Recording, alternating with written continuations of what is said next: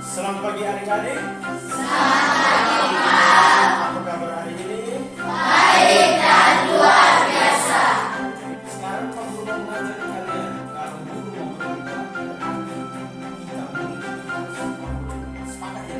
Sepakat. Bagaimana Brito? Sepakat tidak? Oke, sepakat. Tepuk tangan untuk kita semua. Hari ini Pak Guru mau mengajari kalian untuk pikirkan dalam benak kalian apa yang mau kalian lakukan.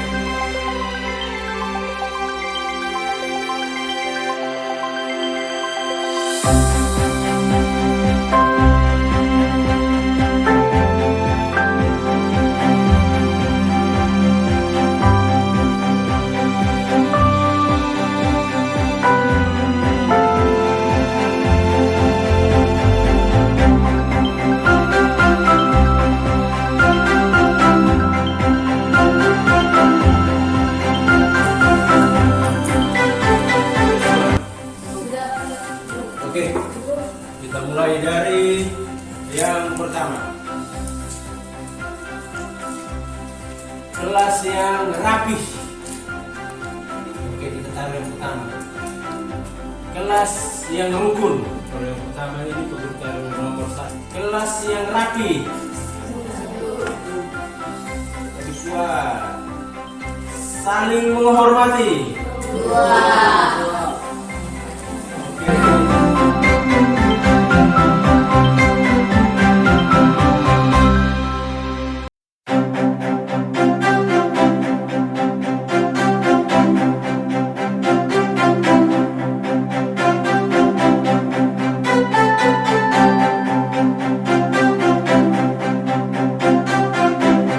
Jadi kelas ini kita mau tulis kelas yang apa? Saling menghormati dan menghargai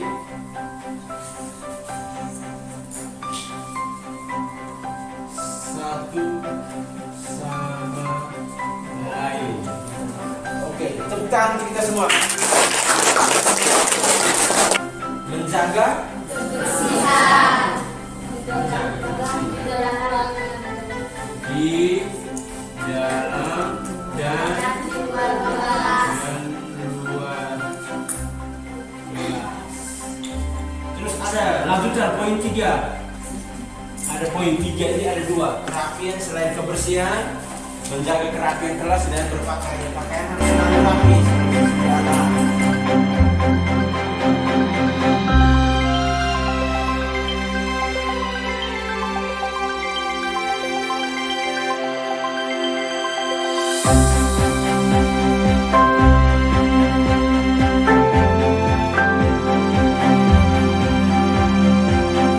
Saya minta Baby baca. Poin yang pertama. Yang pertama, saling menghormati dan menghargai satu sama lain. Sepakat? Poin yang kedua, menjaga kebersihan di dalam dan di luar kelas. Sepakat? Poin yang ketiga, menjaga kerapian kelas dan berpakaian. Sepakat? Poin yang keempat, terpuji berpakaian rapi dan belajar. Sepakat?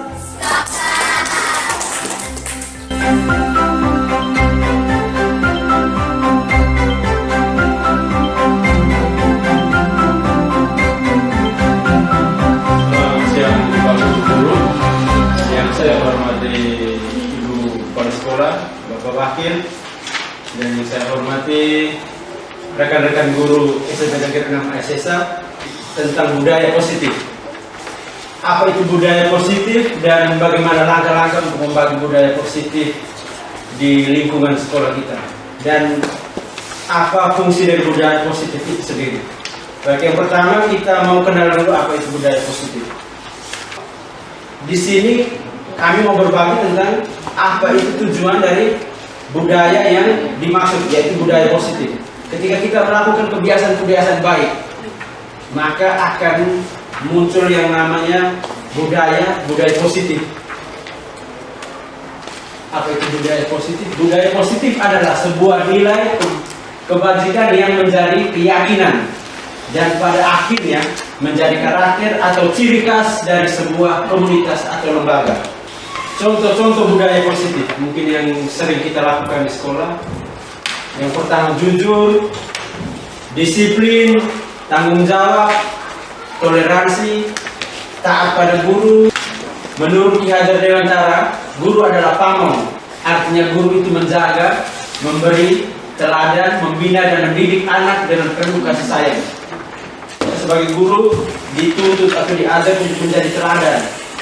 Lewat budaya positif ini, ketika kita mau membagikan budaya positif ini atau kita terapkan ke dalam lingkungan sekolah, di kelas-kelas kita, tentunya kita sebagai guru perlu lebih dulu melakukan itu, menerapkan budaya positif. Yang tadi sudah kita bahas lebih dulu, ada beberapa contoh itu. Salah satunya disiplin. Kita akan menuju ke bagaimana langkah-langkah untuk menerapkan disiplin positif itu di sebuah lingkungan. Terapkan komunikasi terbuka. Fasilitasi komunikasi terbuka antara semua pihak di sekolah, termasuk guru, siswa, orang tua, dan staf. Selenggarakan pertemuan rutin, forum diskusi, atau sarana komunikasi lainnya untuk memastikan setiap pihak merasa didengar dan dapat berpartisipasi dalam pengambilan keputusan. Bangun lingkungan penuh apresiasi dan penghargaan. Bangun budaya penghargaan dengan merayakan pencapaian, baik itu akademis maupun non-akademis. Adakan acara penghargaan untuk menghargai prestasi siswa atau guru. Lalu yang ketiga, hindari pendisiplinan dengan cara negatif. Contohnya yang sering kita lakukan adalah kita memaksa anak untuk melakukan hal-hal seperti disiplin, tepat waktu. Fokuslah pada pendekatan positif dalam menangani perilaku siswa. Hindari cara-cara disiplin yang bersifat negatif dan lebih banyak berorientasi pada pemahaman, pembelajaran, dan perbaikan perilaku. Jadi, di sini kita menghilangkan budaya-budaya negatif kita seperti memaksa anak rapi berpakaian, tertib berpakaian, tertib masuk kelas dengan pemaksaan. Itu salah satu contoh yang sebenarnya tidak boleh kita lakukan ketika kita mau menerapkan budaya positif. Seimbangkan target akademis dan kesejahteraan emosional siswa. Maksud di sini adalah ketika kita melihat nilai anak, kita jangan lupa melihat bahwa perilaku mereka juga perlu kita nilai. Terapkan etika kerja positif. Hal ini yang paling penting. Kerja positif adalah semua pekerjaan yang dinilai baik. Contohnya, ketika kita seorang guru menginginkan seorang siswa atau anak murid masuk ke dalam kelas dengan tepat waktu misalnya, berarti kita seorang guru tidak boleh sampai terlambat untuk masuk ke kelas. Tanamkan pendidikan karakter kepada siswa. Ketika anak memiliki pendidikan karakter yang buruk, maka tujuan kita pasti tidak akan tercapai. Oke, untuk dapat lebih mudah dalam menerapkan budaya positif di sekolah, seorang guru haruslah memiliki beberapa hal yang perlu diperhatikan, Bapak Ibu guru. Berikut ada 5 posisi kontrol yang harus dimiliki oleh setiap guru. Selama ini kita melakukan beberapa hal yang menurut kita benar, tetapi alangkah baiknya kita coba simak beberapa contoh di atas. Apakah kita sebagai seorang guru sudah melakukan posisi kontrol atau menerapkan posisi kontrol kita secara baik di sekolah? Yang pertama, posisi penghukum. Itu pasti, semua kita pasti mengalami itu. Lalu yang kedua, pembuat merasa bersalah. Yang ketiga, teman, pemantau, dan yang kelima, manajer. Yang pertama, posisi penghukum. Posisi penghukum, seorang penghukum bisa menggunakan hukuman fisik maupun verbal. Orang-orang yang menjalankan posisi penghukum senantiasa mengatakan bahwa sekolah melakukan sistem atau alat yang dapat lebih menekan murid-murid lebih dalam lagi. Patuhi aturan. Kau ikut saya, kau salah. Itu adalah posisi penghukum. Ada beberapa guru yang memberi hukuman kepada anak tidak sesuai dengan hal apa yang dia lakukan.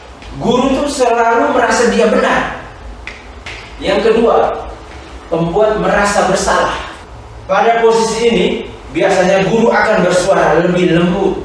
Pembuat terasa bersalah akan menggunakan keheningan yang membuat orang lain merasa tidak nyaman. Dia akan merasa bersalah atau rendah diri. Posisi teman ini, dan saya yakin ada beberapa guru seperti Ibu Siti, Pak Dami, Pak Marcel.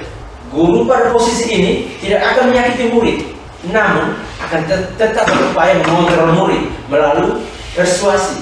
Posisi teman pada guru biasanya negatif ataupun positif.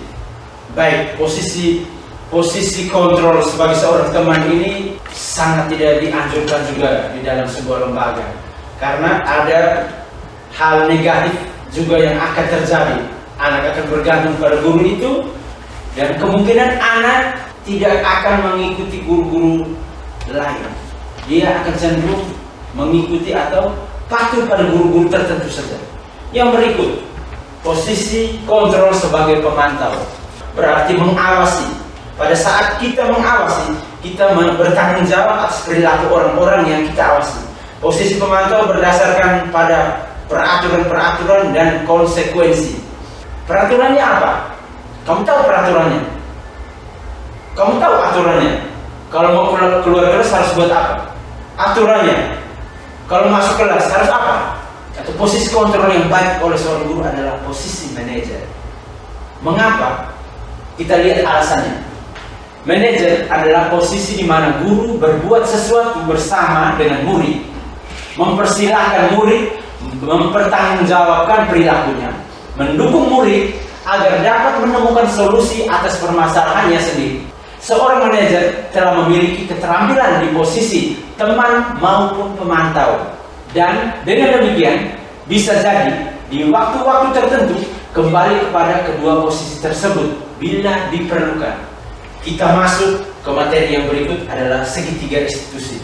Restitusi dalam konteks penerapan disiplin di sekolah mengacu pada upaya memperbaiki hubungan dan pemeliharaan yang melibatkan siswa, guru, dan staf sekolah. Konsep ini tidak hanya berfokus pada hukuman atau sanksi, tetapi juga pada pemahaman, pertobatan, dan pemulihan hubungan yang mungkin terganggu oleh perilaku yang melanggar aturan sekolah. Segitiga restitusi, ada 3 hal yang perlu kita lakukan. Menstabilkan identitas, stabilize the identity. Langkah awal yang perlu dilakukan pada segitiga restitusi adalah menstabilkan identitas saat anak berbuat salah. Artinya ada kebutuhan dasar yang tidak terpenuhi bagi mereka.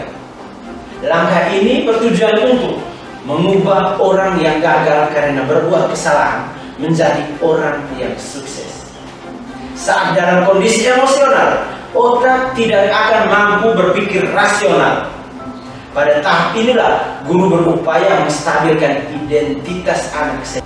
Validasi tindakan yang salah. Validasi tindakan yang salah. Validate the mistake. Langkah kedua yang perlu dilakukan yakni memvalidasi tindakan yang salah. Guru berupaya memahami kebutuhan dasar yang melatar belakangi anak berbuat kesalahan. Mengacu pada teori kontrol, segala tindakan manusia pasti mempunyai maksud atau tujuan tertentu. Latar belakang tindakan. Maka kita harus lebih mendalami kasus itu. Apa yang dia lakukan. Langkah ketiga, restitusi, yaitu menanyakan keyakinan. Teori kontrol berpendapat bahwa manusia termotivasi secara internal. Saat langkah 1 dan langkah 2 sukses dilakukan, anak akan siap dihubungkan dengan nilai-nilai yang ia percaya. Guru perlu menanyakan tentang kehidupan ke depan yang anak inginkan. Saat mereka sudah menemukan gambarannya, guru perlu membantu mereka untuk fokus pada masa depan ideal yang tersembunyi. Ketika kau melakukan itu, benar atau salah? Oke, kalau kau salah, apa yang akan kau lakukan selanjutnya? Saya akan minta maaf sama kuliah. Ketika kau minta maaf ke teman, itu artinya kau melakukan hal positif, yaitu menghargai orang lain. Kau menghargai dia, kau menghormati dia. Ada banyak hal positif yang kau lakukan dari kata-kata maaf. Jadi itu contoh segitiga restitusi yang bisa saya bagikan ke Bapak Ibu sekalian. Mungkin ada pertanyaan atau usul saran.